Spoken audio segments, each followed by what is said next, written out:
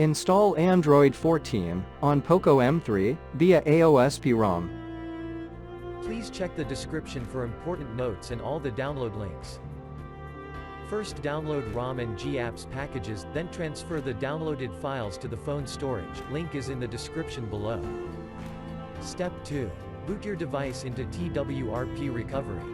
Once in TWRP, click on Wipe, Advanced Wipe, and select the check boxes, as shown in the image, excluding internal storage. Step 4. Swipe the button to wipe the device. Step 5. Go back to the recovery main screen, and tap on the Install button. Step 6. Navigate to the storage, and select the ROM zip file.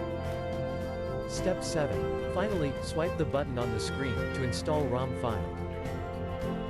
Step 8. Flash the GApps zip package, in the same manner.